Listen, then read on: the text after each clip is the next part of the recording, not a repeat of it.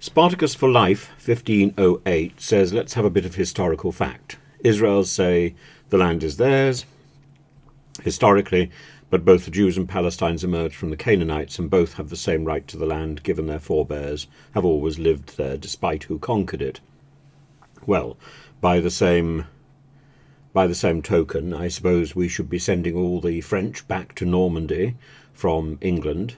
We should be sending all the settlers back to Europe from America, and all the prisoners back to, England from Australia. This idea that there is a historical right to a land, almost everybody is a migrant. And that's something I think Suella Braverman and the extremists in the Conservative Party and beyond should bear in mind. Ultimately, we can all eventually say that we came from another place. And the only way forward is to recognise the reality now and to try and deal with it with humanity and a certain amount of kindness, and to try and deal with the hand that we've been dealt, to play the hand we've been dealt, not to look back in the past and say, what if? The what ifs are almost as bad as the what about. And there are only 3 facts in the Israeli Gaza story. There are only 3 facts. 1, Hamas is a terrorist organisation. This is confirmed by the terrorist operation it performed on the 7th, early in the morning, with the intention of killing as many civilians as possible. With that intention. It's the intention that lies behind genocide, and that makes that a major crime and a major issue. The second fact is that Netanyahu has spent much of the last 20 years desperately clinging on to power, more interested in his political career than in protecting his country. He took his eye off the game. And other people, other organizations, whether they are Iran or Russia or whatever source of Hamas's support, the last 2 years Hamas has been preparing this attack. And that needs to be borne in mind. And instead of helping the people they were elected to serve, they've been tunnelling underneath the ground, they've been hoarding weapons, they've been using their skills to make bullets and to attack, to prepare for this attack. And their people have starved. Their people have gone hungry. Do they have a respectful life? Do they care about their people? No, as Rishi Sunak pointed out. The hostages are not only the Israeli hostages, but also the Palestinian people as a whole. And the third fact, which is abundantly clear, is that Netanyahu, in a desperate race to quench his own guilt and to distract, has laid siege to an entire people, collective punishment for the offence of a small group. Netanyahu's aim should have been the rescue of the hostages taken by Hamas. That was his first aim. Now, I'm sure that is happening. I'm sure that the Israeli Secret Service, which is probably the best in the world, is already identifying where these hostages are being held and working out how to get them back. But the siege is already also ongoing, and the siege has already done damage, and it doesn't matter who fires the missile. Innocent lives are lost.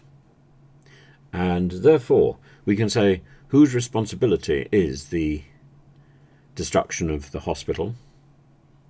It's the responsibility of Netanyahu. who actually fired that missile, I have every suspicion it is indeed a rocket that went wrong. But this would not be happening if Netanyahu had been mindful of his responsibilities. This would not be happening if Hamas had been mindful of its elected responsibilities. But Hamas is not a democratic organization. Hamas is not a real ruler. If Hamas were a democratic organization, it would have held elections.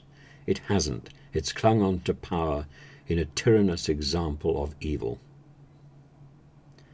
And as for the BBC's apology the other day that they misrepresented the marches in London for the freedom of Palestine.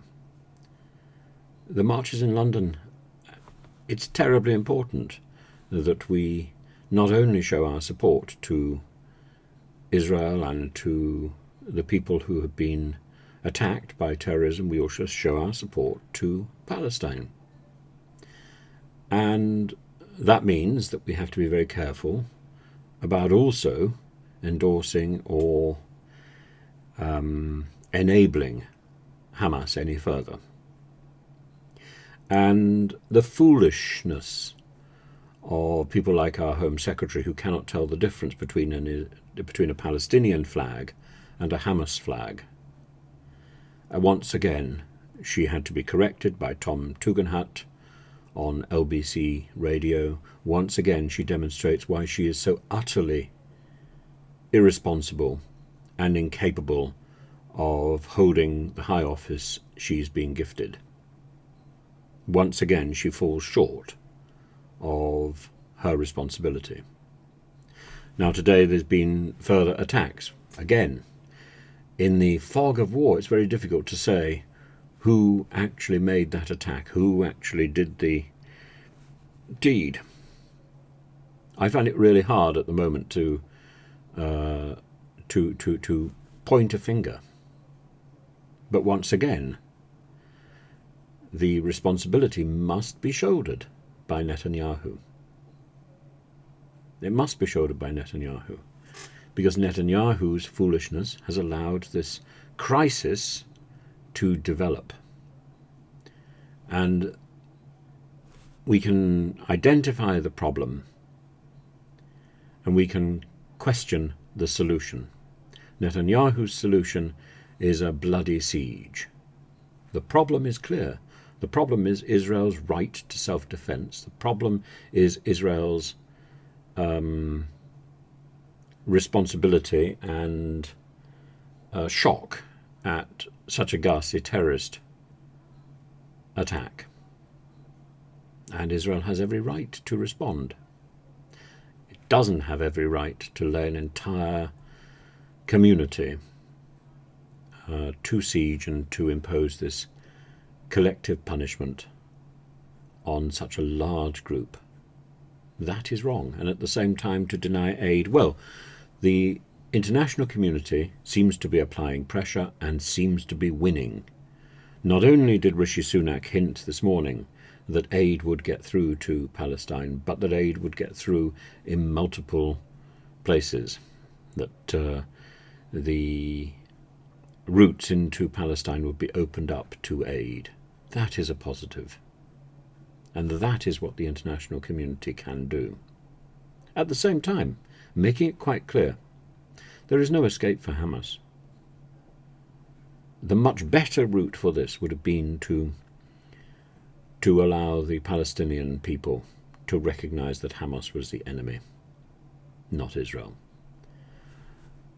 At the moment, I'm afraid, with the ham-fisted approach of Netanyahu, it's now very, very unsure for the Palestinians who is the enemy. And indeed, Netanyahu's thuggish response has acted as a recruiting officer to the Hamas cause, I suspect. That's not a good position. We need to talk rapidly. We need to negotiate a Palestinian peace with Israel, because this status quo of a vengeful and retaliatory Israel and a subjugated Palestinian people is not a substitute for real peace. Anyway, there's my conclusion today.